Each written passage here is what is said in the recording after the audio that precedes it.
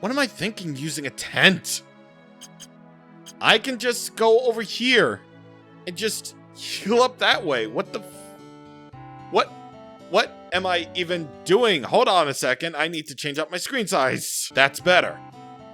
Hello there, everybody, and welcome to part 27 of Final Fantasy VII. So, I got really lucky, and I managed to avoid the Midgarzolum and made it all the way to the Chocobo farm. Because you remember that enemy skill that we said we'd be getting last time? Well, that one involves Chocobo. So, once again, you'll need your Chocobo lore materia if you want to attract Chocobos. However, it's also my personal recommendation that you make a save here because of the sole fact that, well, here's the thing. So, let's say you encounter a Chocobo, right? And watch me encounter a Chocobo right here and right now. Because I don't need this map right now. Watch me encounter a Chocobo. Let's say if you do. Yep, here it is. And you feed it this item called Mimic Greens, which we got from the dude. Then, let's say you use level 4 Suicide on it. And see if it has critical damage. And then let's just say that by only by using level 4 Suicide can you actually get the Choco Buckle enemy skill onto your character. And that's basically all there is to it. Yeah, I made that look totally staged, but it is. So that's basically your conditions of, getting the Choco Buckle skill. The earliest point you can possibly get it is the Chocobos from the Chocobo farm area.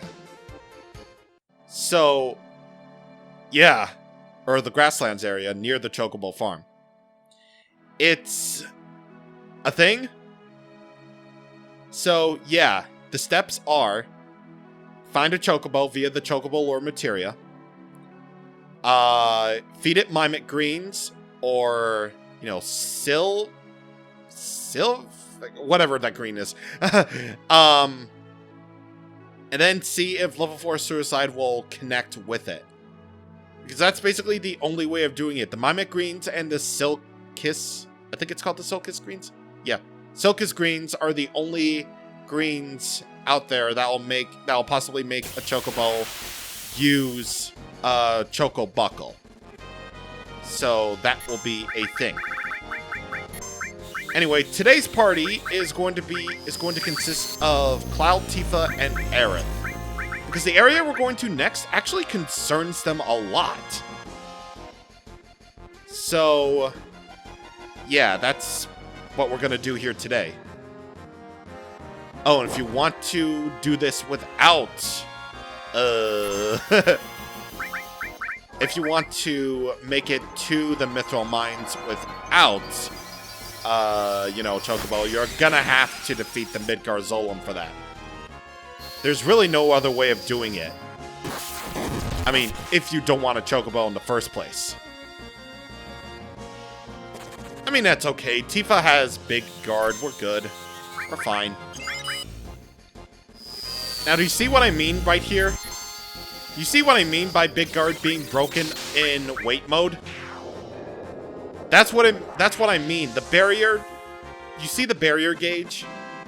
Well, both of your barriers have gauges, meaning, they last for however long they do. And if the barrier gauges run out, then your barrier runs out.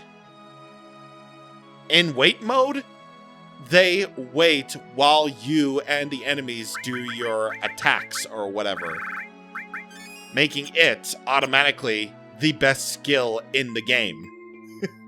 Well, along with beta anyway.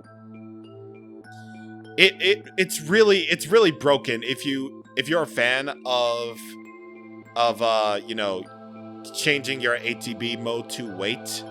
If you rather play the waiting game, then yes. But if you're in active mode, you're going to have to be a little bit more, well, for lack of a better term, active. So, yes. Anyway. No, it's actually not here. It's over here.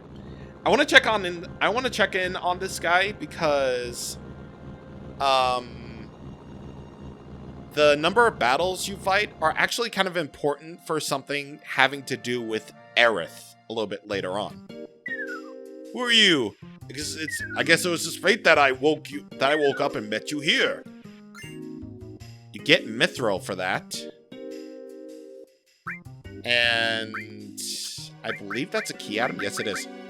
Might be of some help to you. Ooh. I've actually briefly skimmed this, but I'm just going to look this up again just to make absolutely sure that I'm on the right track of, you know, getting this one thing. Okay, so here it is. So, according to this, the mithril item can only be gotten if the total amount of battles that you have reach 2 matching odd numbers. So, for example, if you fought 11 battles, then you can receive the mithril. If you got 133 battles, then you can get the mithril, and so on and so forth. I'm actually kind of really lucky that I decided to do this, because the Midgar Zolom was probably the one that did it, actually. I mean, I was able to beat it, but, like, that battle counted towards however battles I had. Let me actually see. How many battles was that? I'm curious. You already fought 300 battles! Yes! So, anything in the hundreds category, like 100, 200, 300, 400, those count. So yeah, by obtaining the mithril, we're already on good track to getting something really cool for Aerith. Oh, and by the way, it occurred to me that I didn't actually properly explore like all of this area enough. Again, I'm turning off random encounters because I don't really want to fight anything right now. But if you go over this way, then you're able to find chocobo tracks here. So you can get your, you know, chocobo lures all revved up and ready to go and ready to roll. So that's cool.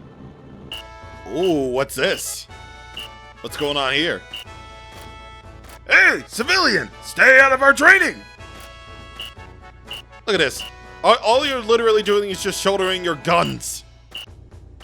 I don't necessarily think that would be a good choice.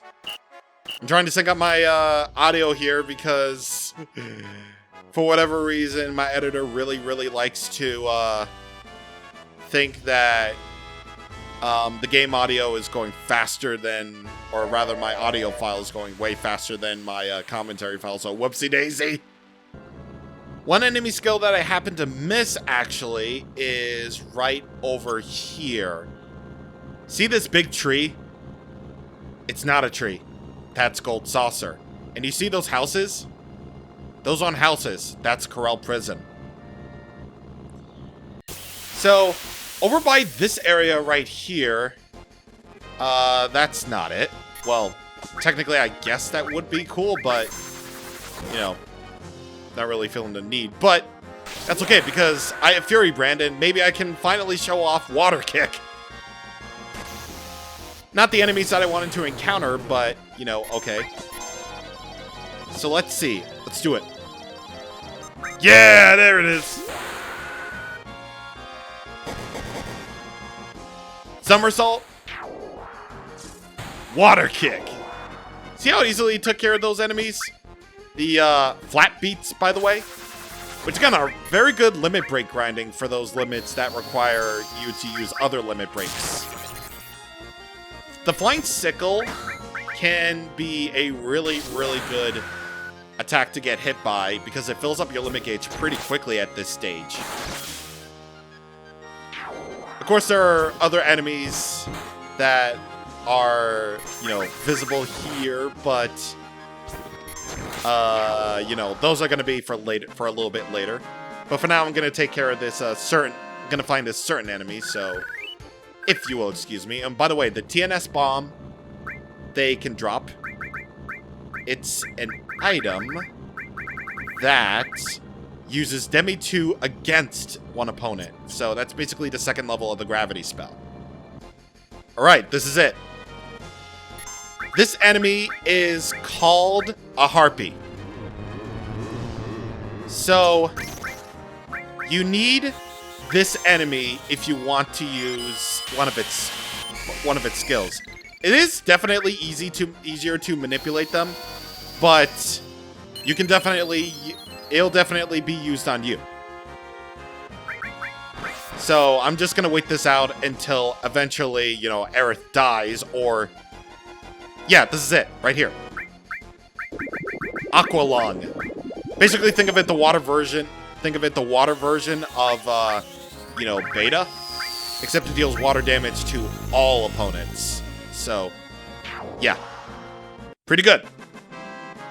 Pretty good, pretty decent enemy skill, if I do say so for myself. And yeah, one of the better skills. Now, with the buggy in tow, we're still gonna encounter enemies, unfortunately.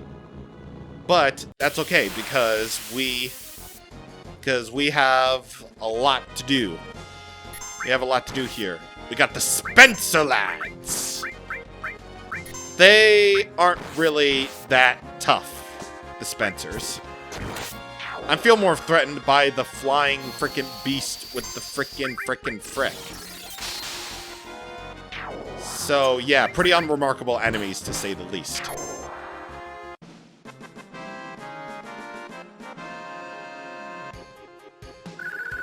Ooh, Cloud and Tifa, or Cloud and Aerith almost got levels. Ooh. Here you can find chocobo tracks. Oh, and by the way, this is the gold saucer area. So if you're thinking that I got my information like wrong on this while I was practicing, because I thought the harpies would be on the chocobo tracks, but I suppose I'm wrong on that. And oh, jokers. Okay. These are some of the more interesting enemies right here. So, the jokers deal out cards. Whichever card it lands on, that's what it will do. The heart card can be used to heal you. If it picks an attacking card like... Okay, so it comes with 5 cards, I believe. The heart card, which is helpful to you because it heals you. The diamond card, which doles out extra gil. The spade, which is an attacking card. The club, which casts Quake, I believe. And the deadliest one, which is the Joker card, which casts Death. Like this! Ooh! Yeah, there it is. That's our first instance of an enemy casting instant death. If you get hit by that, your character instantly dies. So, yep.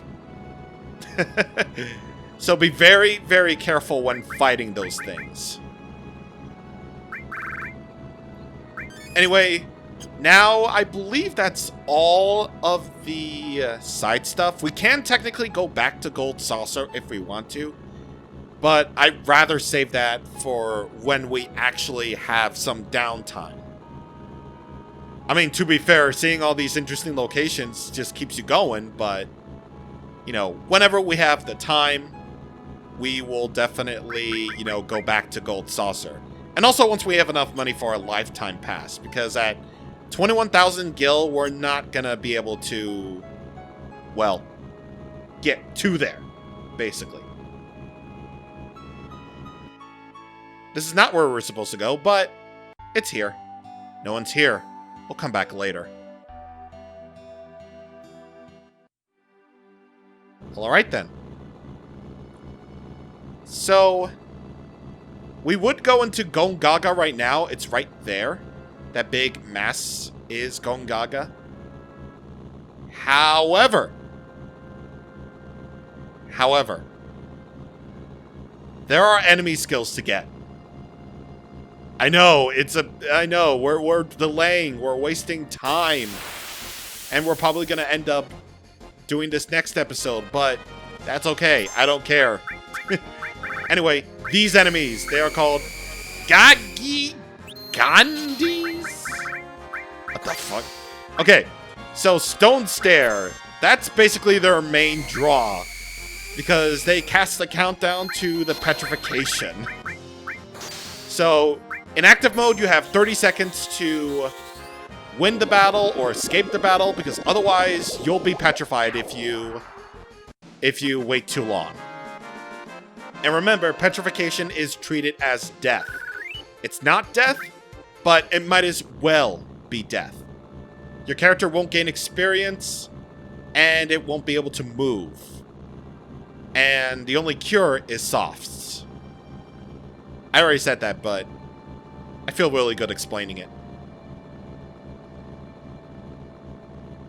Anyway, there's one specific enemy that I want to encounter, and I believe... Yes! Behold! Touch me! Yeah, no joking. That's what the enemy is called. It's called Touch Me. That's so stupid. I love it. So, these guys can... These guys have Frog Jab, which turns you into a toad. It casts Toad. And they have Frog Song, which also casts Toad, but it also casts Sleep. And, Tifa... Oh, thank God. Well, at least we have Frog Song on Cloud, and we also have it on Tifa now. Yeah, can we talk about these enemies called Touch Me's? What? Like, look at this! Those enemies are called Touch Me's. I'm not joking. That's what they're called. Why are they called that? Why are they called Touch Me's? That is so funny. That is so funny to me. I swear. Well, we did it. And look at the frogs. So yeah, as you can probably tell, the toad status, or the frog status in this case, it basically only means that you can only do physical attacks and items. Frog Jab and Frog Song are the ones that casts Frog and, well, in the case of Frog Song, Sleep Level. And yeah, I'd say we're doing pretty good for ourselves in terms of enemy skills. We're doing very, very good. And especially given the fact that I also gave Tifa the enemy skill materia. That means we have doubly chances, actually. I never really actually considered using 2 enemy skill materias. But it's all good for me. It's going very well for me. Now we have 2 blue mages, which is great. It's really cool. Do I actually want to... Well, I don't have any tents. And the only way of healing myself is by going back to Costa del Sol and, well, actually, no. Yeah, well, actually, no, because Gold Saucer is right there, and the North Corel area is over there. Well, I'll just heal up and deal with it. I'm only going, okay, so I'm gonna make an established rule for myself, which I probably already have following here. So, if there's areas that we've already gone to, I'm gonna turn off random encounters simply because, well, I want to, you know, do something that I might as well do, like heal up myself, or just to go back on the main path. You probably already saw me, like, doing doing just that whenever we went off the beaten path on certain areas, like the minecart, sections, where we were like, it was basically the area on the way to North Corel, where we just, we had to lower the bridge for everybody, that specific area. If there's an area off the beaten path, I'm gonna leave random encounters on at first, but then as we're going back, I'm gonna turn them off until we get back on the main path, and then I'll keep them on. So basically, for any areas that I've already been to, I'm gonna turn off random encounters just in case I want to. But otherwise, random encounters are gonna be on always. I want to be fair. I want to be completely fair. And experiences like always, but, sometimes you just gotta turn off random encounters if you want to have a nice, pleasant time. Besides, they gave me that feature, I'm using it. Anyway, I know this is stopping really short on Gongaga, but I want to make Gongaga its own video anyway. I just thought of that on the spot because we were just basically getting enemy skills while also making a bit of progress. So I think we're good there. So, we are going to go into Gongaga next time on the Final Fantasy of the number 7. And Finn agrees, because I think he just did a whack noise, and I think he's fine. See you guys on next time. Thank you for watching, and